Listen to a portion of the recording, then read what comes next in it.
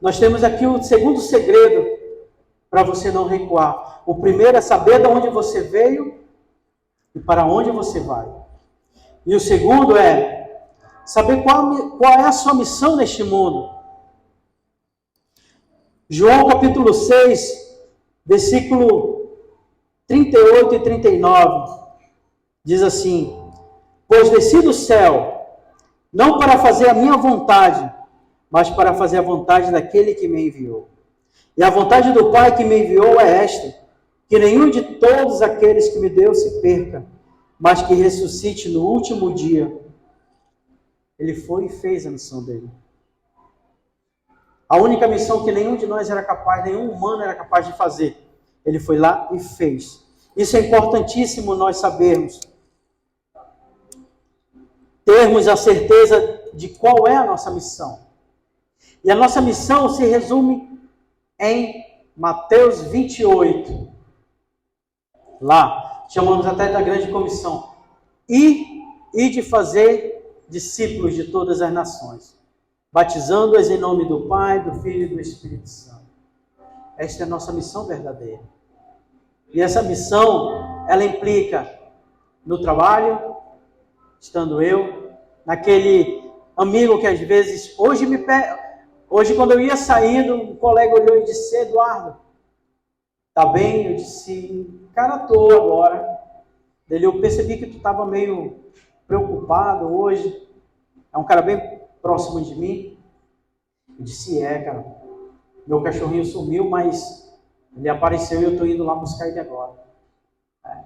E aí, deu para perceber. Deu para perceber que você estava com algum problema. Então, irmãos,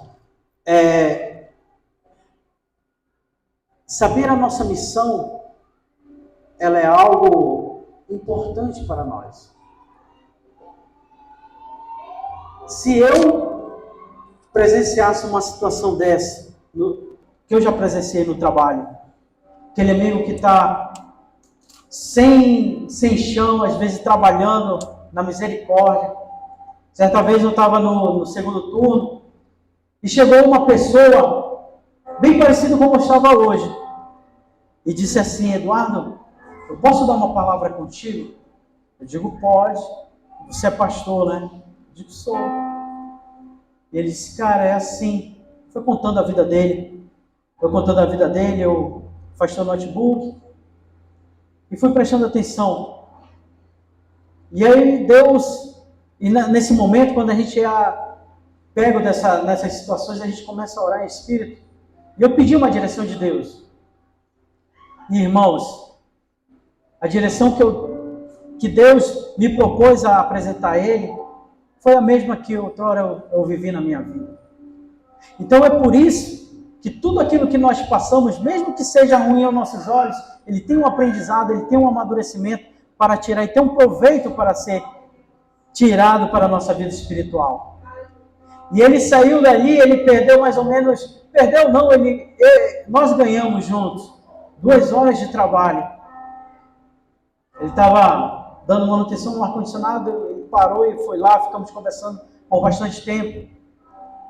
Então a nossa missão implica nisso, às vezes, no trabalho, na faculdade, na escola, principalmente hoje que vivemos uma geração tão preguiçosa de crianças, jovens e adolescentes, que não tem condições de ler. Isso é triste.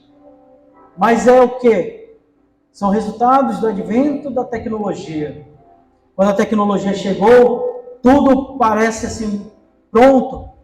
Então acaba embaçando a criatividade, acaba dando preguiça, porque você quer ver algo bem mais ali visível. Vou te dar um exemplo. Quem aqui já leu o livro O Vendedor de Sonhos?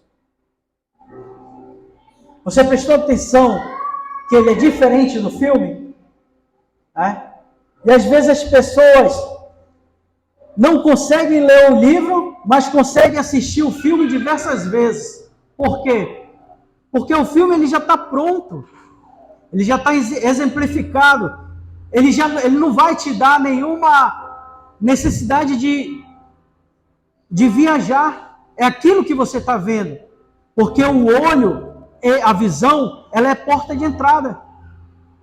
É diferente de você estar lendo aqui, você vai concordar comigo, quando você está lendo aqui um versículo da Bíblia, você não viaja na antiguidade?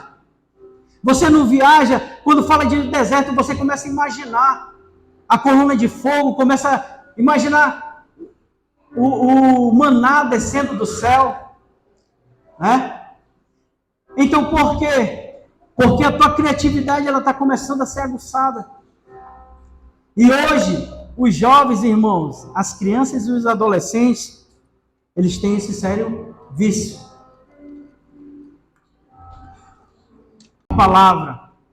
Eu vou falar para vocês um exercício que eu aprendi com um professor na faculdade, isso em 2006. Ele me falou algo muito importante e que é verdadeiro. Quando você não entende algo que a Bíblia está falando para você ali no versículo, vou citar a Bíblia, que é a nossa regra de fé. O que você faz? Você não repete o capítulo? Você não lê, relê? Isso aí a gente aprendeu com ele. Nós estudávamos e a gente estava estudando física. E ele disse, cara, tu não sabe de onde parte o princípio desse cálculo, você vai ter. Você lê a primeira, a segunda, a terceira, a quarta, a quinta. Quando você passar da sexta vez, você vai começar a entender. E não é diferente aqui. Quantos de nós, às vezes, passamos direto? Se você for fazer uma resenha do capítulo que você acabou de ler, às vezes você não consegue. Por quê? Porque a mente ela está preguiçosa. A mente ela não consegue mais processar porque ela está ali, obesa não, ela está ali, quando você não pratica muitos exercícios, me ajudem. Sedentário. É que sedentário não é quem é gordo não, tá? Sedentário é quem está parado, está na inércia, está estático ali. Isso é sedentarismo. Tem muitos magros aí sedentários, né? Então, quando falar de sedentarismo, irmãos, não associem a obesidade. É errado. Então, a nossa mente está sedentária. Estava conversando com o Jânio e o Jânio disse, pastor, eu não consigo correr. Eu disse, cara, começa caminhando. Começa andando. Caminha, acelera, corre 100, anda 200, corre mais 100, anda 200, corre 200, anda 100. Depois corre só no trotezinho os 300. E por aí vai. Quando passar um mês, você está correndo 5 km tranquilo, sem botar um palmo de língua para fora. E é assim que é a leitura bíblica. É exercício da tua mente. Se você hoje tem preguiça de ler a palavra, é porque você está sedentário, a tua mente está sedentária. Se hoje você não consegue, às vezes, formular um sermão, é porque a tua mente está estática. Então, olha a saúde que a leitura bíblica traz para a tua vida.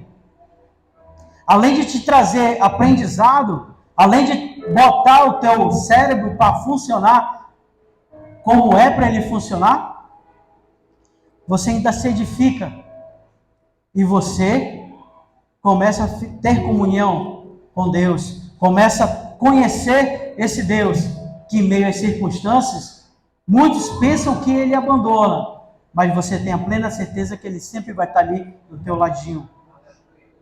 Então, o primeiro segredo para você não recuar, qual é? É saber de onde você veio e para onde você vai. O segundo é saber qual é a sua missão neste mundo. E a sua missão é pregar o evangelho no trabalho, na faculdade, na escola, na célula. Se alguém lhe der a mensagem da célula para pregar, para compartilhar, para levar no dia da célula, não tenha vergonha. Aceite o desafio e vá em frente. Nem que você leia. Eu já participei de células que o irmão só fez ler. Ele estava errado? Não, irmãos. Talvez ele foi mais corajoso que muitos de nós. Então, nós devemos mudar essa mentalidade. Na célula, receba a missão, vá lá e pregue. Tem o desejo de estar aqui falando, Treine na célula. Treine na frente do espelho. Quem aqui nunca treinou na frente do espelho?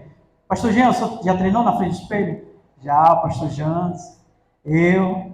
Não é vergonha, irmãos. Então, pregar a palavra é a tua missão nesta terra. Porque ela se resume tudo. E o terceiro segredo, irmãos, é reconhecer que precisamos da ajuda de Deus para chegar até o fim. Isso, com certeza, é indiscutível. Qual foi o exemplo de Jesus antes de ser crucificado? Ele sabia que a sua missão estava chegando. Para concluir, e o que ele fez? Mateus capítulo 26. Ele foi para o Getsemane. Chorou, espiou gotas de sangue. Irmãos, ele foi se apegar. E quantos de nós, às vezes, só nos apegamos a Deus quando passamos por momentos difíceis? Por isso que muitos dizem, né? Se não for pelo amor, é pela dor. Então, quantos de nós, às vezes, procuramos a Deus, procuramos ler, ter uma comunhão somente quando estamos passando por dificuldades? É a falta do emprego, é o bolso que está vazio, é a mesa que não tem fartura. Mas quando tem, nem sequer às vezes consegue dizer obrigado, Deus.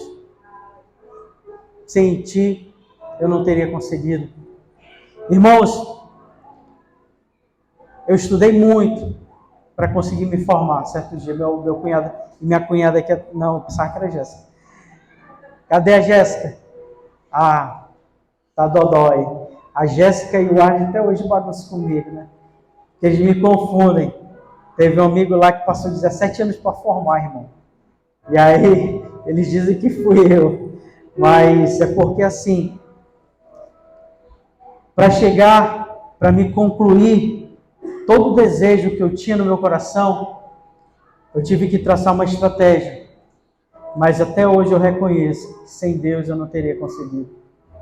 Porque é Deus, irmãos, que nos dá o vigor. É Deus, sabe, que tira, que ilumina a tua mente. Quantos de nós, às vezes, naquela prova, até mesmo na escola, irmãos, eu orava muito. Mesmo antes de ser crente. Quando eu estava cursando o ensino médio, aí eu fazia a oração do Pai Nosso.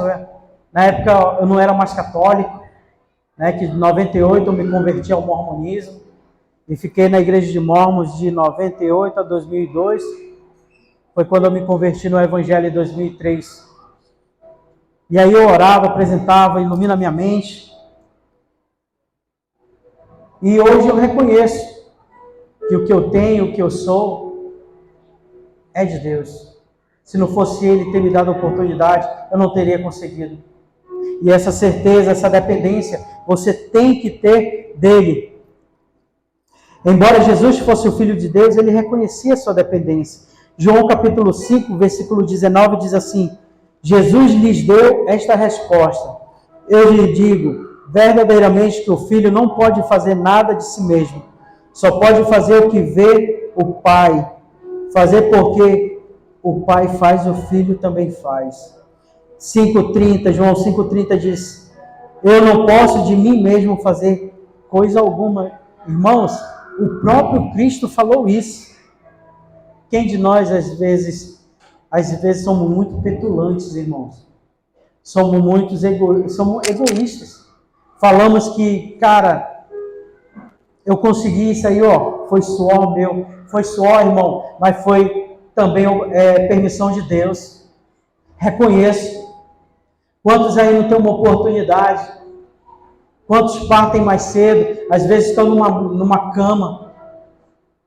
E essa semana eu li algo relacionado a isso.